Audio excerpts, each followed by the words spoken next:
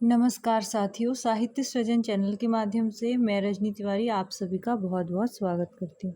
आज हम बात करने वाले हैं MAHL 502 यूनिट 8 के विषय में, जिसमें हम चर्चा करेंगे तुलसीदास जी के विषय में, उनके व्यक्तित्व और कृतित्व के विषय में। साथ ही साथ इसमें हम बात करेंगे राम भक्ति शाखा के विषय में, और पूरे वीडियो का जो मुख्य बिंदु है वो है हमारा रामचरितमानस का बाल कांड। तो आइए आज के वीडियो की शुरुआत करते हैं।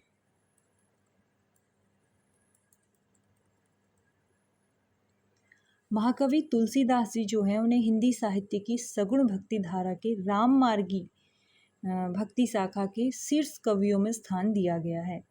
राम भक्ति शाखा में जो भी कवि आते हैं उनमें सर्व प्रमुख या फिर प्रतिष्ठित कवि जो हैं वह तुलसीदास जी ही हैं। इनका सृजन संसार जो है बहुत व्यापक है, गहन है।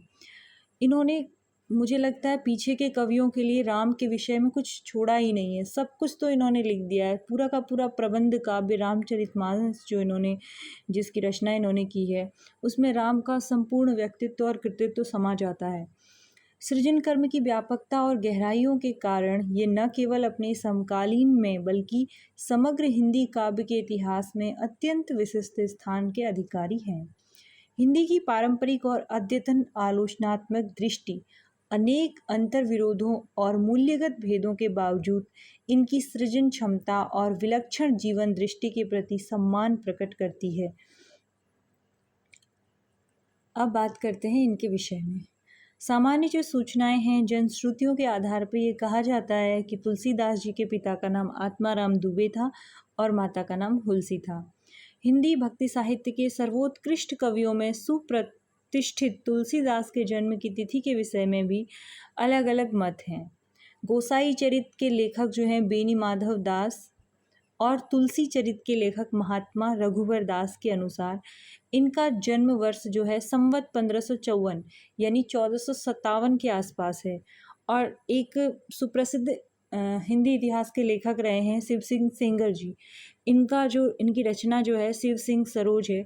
इसमें इनका जन्म 1583 संवत माना गया, यानी 1526 ईस्वी। और पंडित राम गुलाब द्विवेदी जी ने इनके जन्म को माना है संवत 1589 यानी कि 1532 ईस्वी। फिर भी जो सर्वमान्य या सर्वाधिक मान्य तिथि है, अब हम उस पर चर्चा करेंगे, तो इनका जन्म माना जाता है 1589 संवत 1589 यानी कि 1532 ईस्वी। अब हम बात करेंगे इनके व्यक्तित्व की। तुलसीदास हिंदी के सर्वाधिक लोकप्रिय कवियों में से हैं।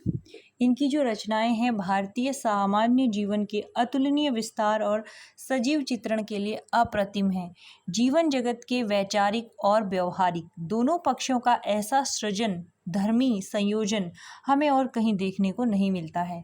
अपने समय तक प्रचलित लगभग सभी अधिकांश वैचारिक धाराओं को, पारस्परिक सांस्कृतिक संवाद को, इन परंपराओं को प्राप्त कर राम कथा का आधार लेकर सामान्य जनसमूह के लिए एक सामान्य, उस समय बोली जाने वाली जन साधारण की प्रचलित अवधि और ब्रज में सुलभ बनाकर इन्होंने अपने साहित्य के माध्यम से समाज को वो परोसा है। अपने समय और समाज में व्याप्त विसंगतियों और विडंबनाओं से विचार और व्यवहार के धरातल पर सतत सतर्क संघर्ष के आधार पर उन्होंने जीवन व्यवस्था की नवीन संभावनाओं को प्रस्तुत किया है। अब हम बात करते हैं इनकी रचनाओं के विषय में। तो गोस्वामी तुलसीदास जी जो हैं, इनकी प्रामाणिक रचनाएं जो हैं, सबसे पहले नंबर पे आप ध्यान रखना रामचरितमानस है। इसके अलावा दोहावली, कवितावली, गीतावली, राम आ गया प्रश्न, विनय पत्रिका, रामलला नहछू, पार्वती मंगल, जानकी मंगल, बरवे रामायण, वैराग्य संदीपनी और श्री कृष्ण गीतावली। अगर इनमें से हम रामचरितमानस, कवितावली और विनय पत्रिका की बात करें तो इनसे परिचित हुए बिना हम तुलसीदास की रचनात्मक क्षमता का पता नहीं लगा सकते। यानी इनकी रचनात्मकता सबसे उभर कर इन ग्रंथों में आई है।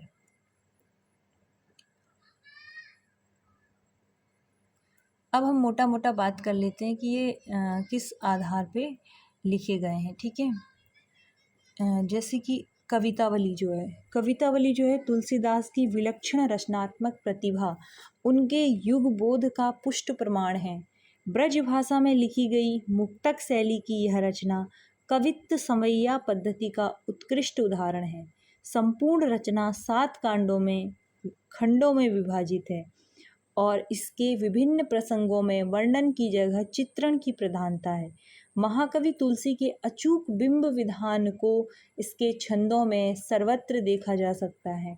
इन बिंबों की गत्यात्मक सजीवता इसकी खास विशेषता है। राम कथा से संबद्ध छंदों में लयात्मकता और शब्दों पर महाकवि के अप्रतिम अधिकार का परिचय हमें देखने को मिलता है। ऐसे ही विनय पत्रिका है। विनय पत्रिका जो है ब्रजभाषा में लिखी गई है और एक तरह से इसमें आत्मनिवेदन परक जो गीत हैं उनका संग्रह हमें देखने को मिलता है।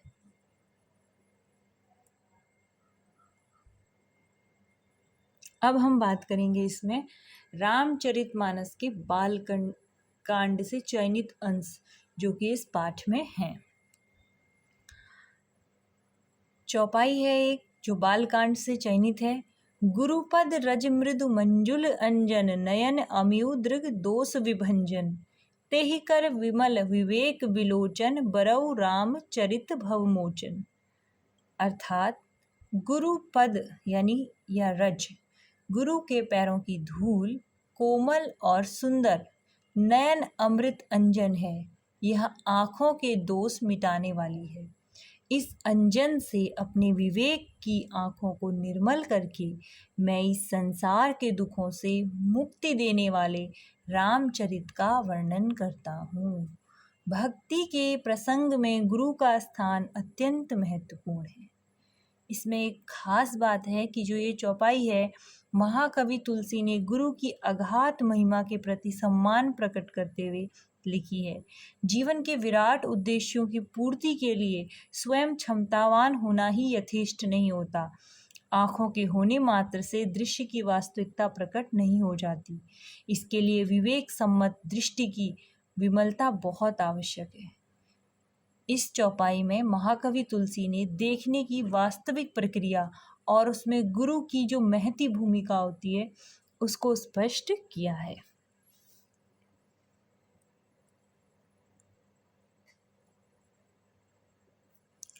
दूसरी चौपाई है इसमें बंदौ प्रथम महीसुर चरना मोह जनित संशय सब हरना सुजन समाज सकल गुण खानी करौ प्रणाम सप्रेम सुबानी। अर्थात पहले इस धरती के देवता उन ब्राह्मणों के चरणों की वंदना करता हूँ जो अज्ञान जनित समस्त भ्रमों का निवारण करने वाले हैं। मैं समस्त गुणों की खान संत समाज को प्रेम पूर्वक अपनी प्रणति निवेदित करता हूँ। इस चौपाई में महाकवि तुलसीदास ने संत समाज के महत्वपूर्ण सामाजिक प्रकारों को सामने रखते हुए उनके प्रति अपनी अपरिमित श्रद्धा व्यक्त की है। तीसरी चौपाई है साधु चरित शुभ चरित कपासु निरस बिसद गुणमय जासु जो सही दुख पर छिद्र दुरावा बंदनीय जेहि जग जस पावा। यानी सज्जनों का चरित कपास के चरित की तरह शुभ है जिसका फल निरस विशद और गुणमय होता है, जो दुख सहकर भी दूसरों के दोषों को ढकते हैं और इस प्रवृत्ति के कारण जिन्हें दुनिया में यश मिलता है निश्चित रूप से वह वंदनीय हैं। ध्यान देने की योग्य बात यह है कि सज्जनों की चारित्रिक विशेषता बताते हुए तुलसीदास को कपास के उस फल की याद आती है जो अत्यंत शुष्क और स्वादहीन और रुई के तंतुओं से भरा होता है। चुने जाने से लेकर तुनने, धुनने, कातने, बुनने, सीने, पिरोने की लंबी पीड़ादायक प्रक्रिया से गुजरते हुए भी वह सुई के द्वारा बने छेद को भेद कर भरकर कपड़े का स्वरूप सही और सुंदर बनाए रखने में अपनी अद्वितीय भूमिका अदा करता है।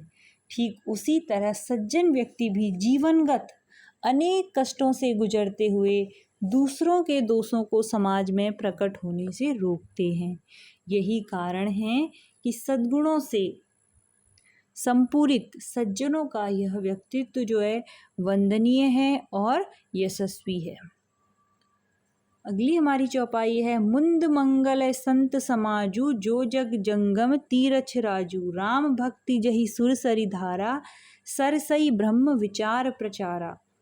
अर्थात संत समाज आनंद और कल्याण से भरा है। यह इस जगत में चलता फिरता तीर्थराज प्रयाग है। इस संत समाज रूपी तीर्थराज प्रयाग में राम भक्ति की गंगा धारा बहती है और इस कथा में निहित ब्रह्म विचार का प्रचार सरस्वती की धारा करती है। तो इस प्रकार आज के वीडियो में हमने रामचरितमानस की बालकांड की 4 चौपाइयों की व्याख्या की है। आगे दूसरे पार्ट में हम अन्य चौपाइयों के विषय में चर्चा करेंगे। तो उम्मीद है मेरा आज का वीडियो आप लोगों के लिए उपयोगी होगा। तो आप इसे लाइक कीजिए, शेयर कीजिए और अगर नए हैं तो सब्सक्राइब करना ना भूलिएगा। मिलते हैं अगली वीडियो में, तब तक के लिए नमस्कार।